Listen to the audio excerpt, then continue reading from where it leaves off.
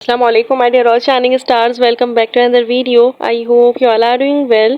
So आज की video में हम लोगों ने प्रैक्टिकल सेंटर का कॉम्प्रिहेंसिव पेपर सॉल्व करना है। कल मैंने आपको गर्ल्स का रीजनिंग क्वेश्चन सॉल्व करवाए थे, आज मैं आपको बॉयज़ के रीजनिंग क्वेश्चन और रीजनिंग क्वेश्चन सॉल्व करवाऊंगी। क्वेश्चन नंबर 1 है, how is miscarriage different from abortion. So miscarriage and abortion दोनों ही कम्प्लीटली डिस्टिंक्ट इवेंट्स हैं। सो ये मिसकैरेज डिफरेंट फ्रॉम अबॉर्शन, ये क्वेश्चन दिया हुआ है, सेक्शन बी है, short question answers. Reasoning and non reasoning हम दोनों इसी वीडियो में करेंगे। बॉयज़ का comprehensive paper, miscarriage and abortion में क्या डिफरेंस होता है, ये दोनों ही कम्प्लीटली डिस्टिंक्ट इवेंट्स हैं। Miscarriage loss of a pregnancy होती है before 20 weeks of the gestation and ये अगर होती है नेचुरली, जबकि अबॉर्शन इंड्यूस होता है by medication and surgery. Deliberate termination of a pregnancy is known as abortion. Next question है, why the pancreas act as an endocrine as well as an exocrine gland. So pancreas एक hetero gland है क्योंकि ये act करता है as an endocrine as an exocrine gland. क्यों? क्योंकि इसका क्या फंक्शन होता है बेसिकली, तो परफॉर्म करता है बोथ फंक्शंस। एक्सोक्राइन ग्लैंड में ये प्रोड्यूस करता है pancreatic juice for the digestion of food and अगर हम एंडोक्राइन ग्लैंड की बात करें तो प्रोड्यूस करता है alpha beta cells. Insulin glucagon produced होता है कैसे? अल्फा बीटा सेल्स से। सो दैट्स वाई ये रेगुलेट कर रहा होता है ब्लड ग्लूकोज को, उसकी वजह से हम कह रहे होते हैं as an endocrine and endocrine gland ये एक्ट करता है, हीट्रो ग्लैंड हार्मोन है। नेक्स्ट क्वेश्चन है, why marine fish excrete concentrated urine. So इसका बहुत इजी आंसर है, मैरीन फिश के पास वाटर होता है, मैरीन वाटर, ठीक है, और मैरीन वाटर में सॉल्यूट ज़्यादा होता है, सॉल्वेंट कम होता है। पानी कम होगा और सॉल्यूट ज़्यादा होगा, नमक ज़्यादा होता है उसमें। तो हम ये कहते हैं कि उनके पास जैसे कि वाटर नहीं है, वाटर की कमी है, इसी वजह से वो एक्सक्रीट करती हैं कंसनट्रेटेड यूरिन।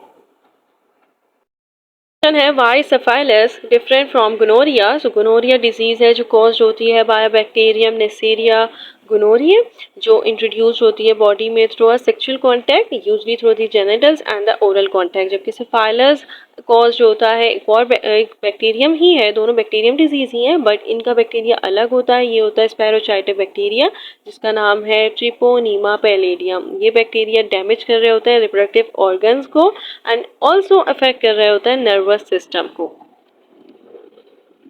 ये take long periods of time until the symptoms appear, जबकि ये टेक करते हैं 2 to 21 days till the symptoms appear. इसकी 4 स्टेजेस होती हैं, गोनोरिया की कोई स्टेज नहीं होती। पेनिसिलिन में control the disease eight primary and secondary stage, जबकि हम गोनोरिया की बात करते हैं कि इसमें ट्रीटमेंट हो जाती है। इन्फेक्टेड मदर से ये ट्रांसमिट हो रहा होता है bacteria to her newborn baby. अगर उसको ना ट्रीट किया जाए तो वो फिर ब्लाइंड भी हो सकता है। सिम्टम्स है, तो सिम्टम्स यहाँ पे है कैंसरस और रैश लॉन्ग होते हैं विद फ्लू लाइक सिम्टम्स अगर रैशेस हो रहे होते हैं और कैंसरस।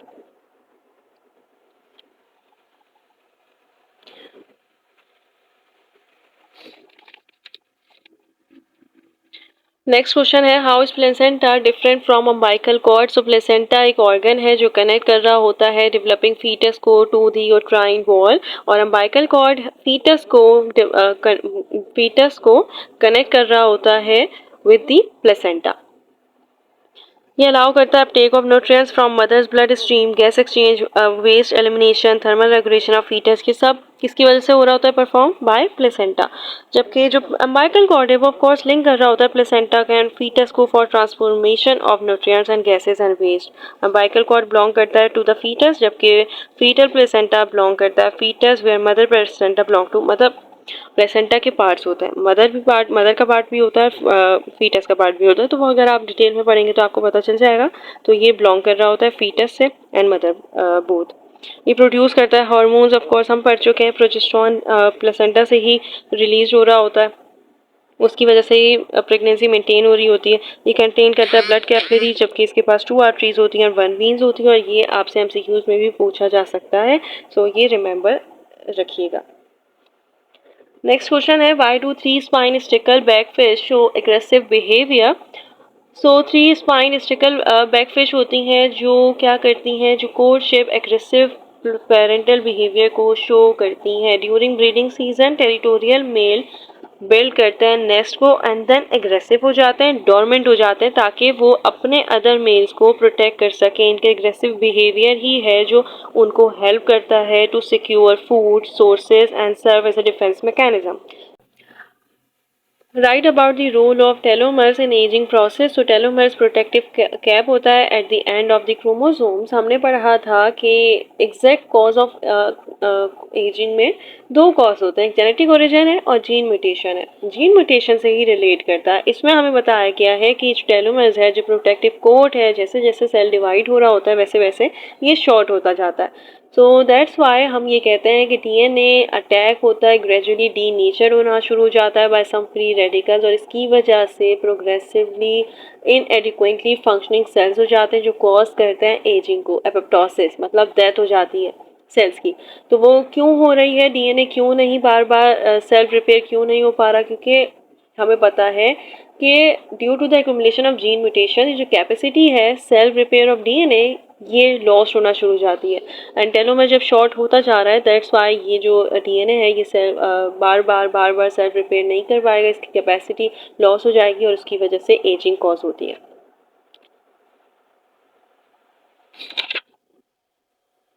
नेक्स्ट क्वेश्चन है differentiate between. So identical twins and fraternal twins में आपको डिफ्रेंशिएट करना है। आइडेंटिकल ट्विंस वो ट्विंस होते हैं जो फीचर्स में सेम होते हैं, जो सेम जायगोट से डेवलप हो रहे होते हैं, जबकि फ्रेटर्नल ट्विंस में सेम जेंडर नहीं होगा, ये एक ही जायगोट से डेवलप नहीं होते।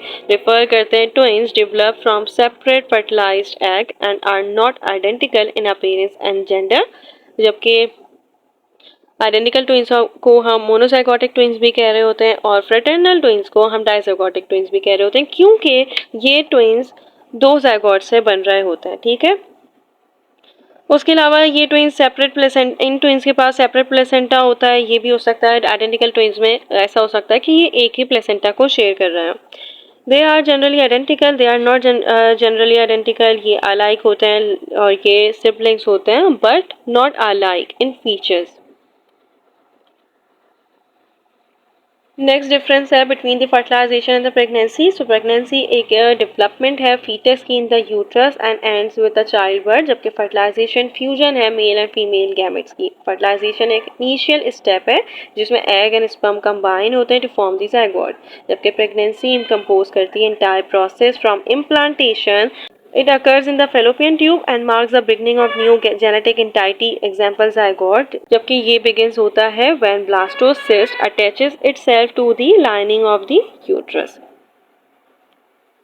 It does not involve mitotic division, जबकि हमें पता है कि जायगोट बनता है एंड देन वो क्या करना शुरू करता है, वो सेल को डिवाइड करना शुरू करता है, उसमें माइटोसिस भी हो रही होती है। तो ये एक्सट्रीम इन्वॉल्व करता है extensive mitotic division of zygote cell as cleavage जिसको हम कह रहे होते हैं, develops into a foetus.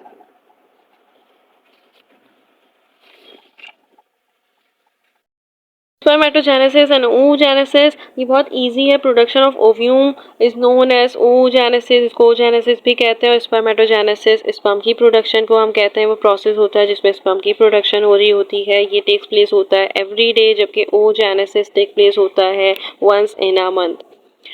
All stages occur in testis, जबकि इसका मेजर पार्ट अकर होता है inside the ovary and last few stages occur होते हैं in the oviduct. Ovum non motile होता है जबकि स्पर्म मोटाइल होते हैं क्योंकि इनके पास फ्लैजिला होता है। डिवीजन्स इक्वल होती हैं और हेल्प करता है formation of 4 haploid spermatids. Spermatid sperm को ही कहते हैं एंड देन यहाँ पे इसका डिफरेंस होता है कि डिवीजन होती है अनइक्वल एंड हेल्प करता है formation of 1 haploid ovum and 2 polar bodies. Next question है write a short note on uterine cycle. So menstrual cycle, uterine cycle एक कॉम्प्लेक्स फिजियोलॉजिकल प्रोसेस है जो इन्वॉल्व करता है series of hormonal change and physiological events जो prepare करता है body को for possible pregnancy. Luteinising hormone and follicle stimulating hormone, और ये हमने डिटेल में डिस्कस किया है पहले। फेजेस होते हैं, 4 फेज होते हैं, fertilisation, pregnancy, secretory, post ovulatory phase होता है, प्रोलिफरेटिव और प्री ओव्यूलेटरी फेज होता है, मेंस्ट्रुएशन फेज होता है। ये सारे फेजेस और डेज आपको याद होने चाहिए फॉर एमसीक्यूज।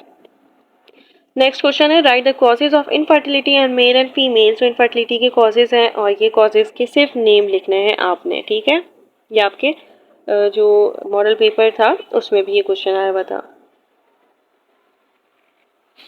नेक्स्ट क्वेश्चन है describe structure and types of neurons. Let me tell you one thing, अगर ये बोर्ड एग्जाम में क्वेश्चन आएगा तो या तो लिखा हुआ होगा डिस्क्राइब स्ट्रक्चर ऑफ न्यूरॉन्स या फिर और करके दिया हुआ होगा टाइप्स ऑफ न्यूरॉन्स। ये कभी भी दोनों साथ शॉर्ट में नहीं आएंगे क्योंकि ये 1.5 पेज का बन रहा है और इतना ज़्यादा आपको शॉर्ट नहीं लिखना होता है, शॉर्ट 2 मार्क्स का है, सो उतना ही आएगा। या तो स्ट्रक्चर पूछेंगे या टाइप्स ऑफ न्यूरॉन्स, दोनों साथ लॉन्ग में आ सकते हैं, not in short. So neurons क्या है? न्यूरॉन्स एक specialised kind of animal cells हैं जो जनरेट कर रहे होते हैं, कंडक्ट कर रहे होते हैं इलेक्ट्रिकल करंट को। हम ये बोलते हैं कि न्यूरॉन्स एक basic structural and functional unit है नर्वस सिस्टम का। इसका स्ट्रक्चर होता है, स्ट्रक्चर ये होता है कि इसके पास 3 रीजन्स होते हैं, soma, dendrites and axon.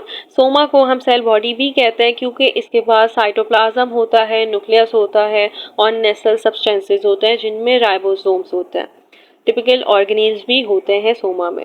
Dendrites क्या होते हैं? फ्रॉम दी सोमा एक number of thread like processes निकल रहे होते हैं जिनको हम डेंड्राइट्स कहते हैं, जो रिसीव करते हैं स्ट्रोमैलस को भी एक्सटर्नल इंटरनल चेंज है और कन्वे करते हैं इट टू दी सोमा। जबकि एक्सॉन होते हैं next opposite to the dendrites. ये एक लॉन्ग साइटोप्लाज्मिक प्रोसेस है जो अराइज होते हैं अपोजिट टू दी डेंड्राइट्स और ये कंडक्टिंग एंड है न्यूरॉन का। ये आपने बताना होता है। Making neurons the longest sales in the body, क्योंकि मैंने अभी कहा कि लॉन्ग साइटोप्लाज्मिक प्रोसेसेस होते हैं।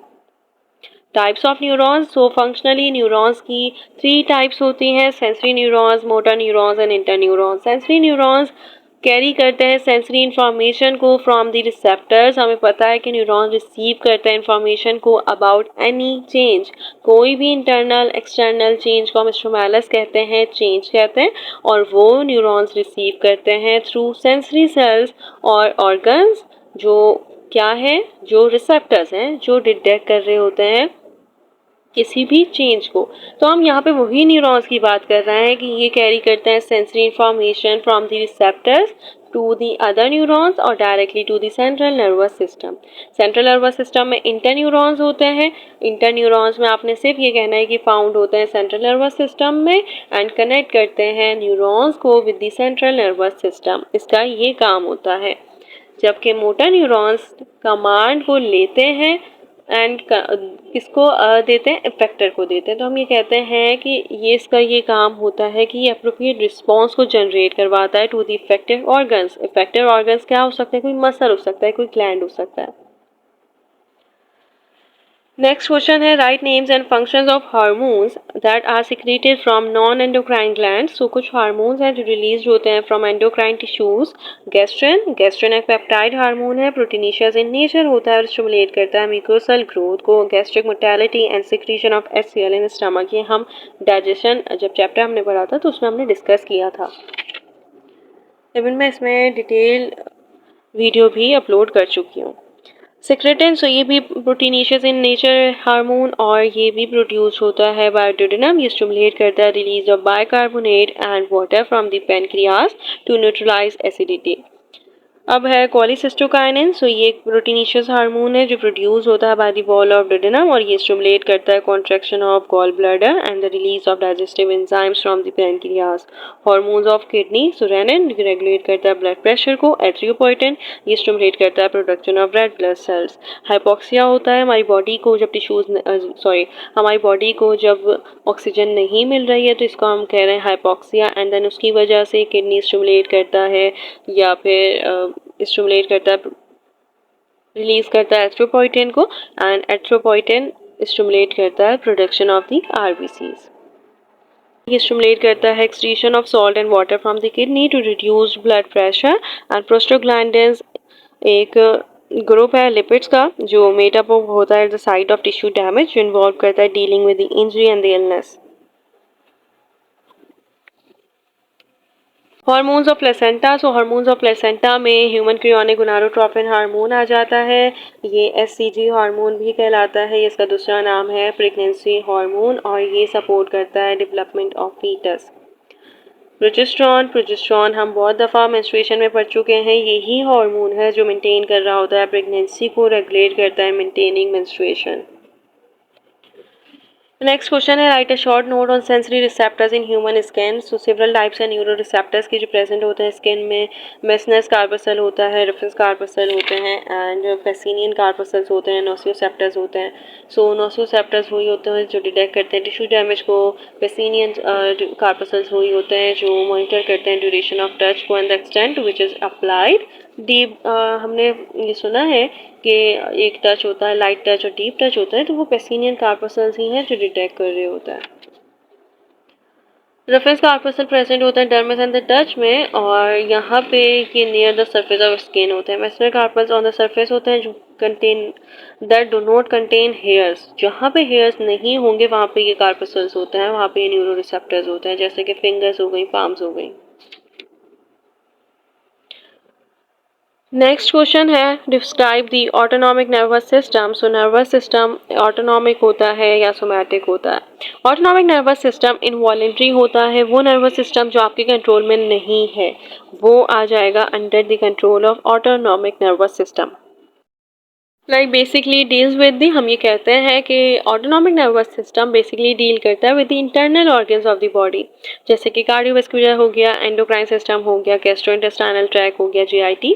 कार्डियक मसल्स कंट्रोल हमारे नहीं होते हैं। हम अगर स्केलेटन की बात करें तो हम मूव कर सकते हैं अपने हाथ को, पैर को, तो ये स्केलेटल मसल्स होते हैं जो वॉलेंट्री होते हैं, हम कंट्रोल कर सकते हैं। बट डाइजेस्टिव सिस्टम के मसल्स को हम कंट्रोल नहीं कर सकते, हम अपने हार्ट के मसल्स को कंट्रोल नहीं कर सकते, सो वो इनवॉलेंट्री नेचर होते हैं और इसको हम कह रहे होते हैं involuntary activity under the control of autonomic nervous system. ये डील करता है with internal organs of the body. इसकी टू फर्दर डिविजन्स हो रही होती हैं, parasympathetic nervous system and sympathetic nervous system. ये जो सिम्पैथेटिक नर्वस सिस्टम है ये इफेक्ट कर रहा होता है विसरल ऑर्गन्स को, बट अराइज होते हैं from the thoracic and the lumbar region of the spinal nerves. And इसका ये काम होता है कि ये प्रिपेयर करता है बॉडी को for highly energetic activities such as flight और फ्राइट हार्मोन या फ्लाइट और फ्राइट रेस्पॉन्सेज। हमने पढ़ा है about the epinephrine and non epinephrine. इसका एक फंक्शन होता है कि इंक्रीज करता है हार्ट बीट को, इंक्रीज करता है ब्रीथिंग रेट को, डाइजेशन को डिक्रीज करता है, डायलेट करता है प्यूपिल एक्सेट्रा को।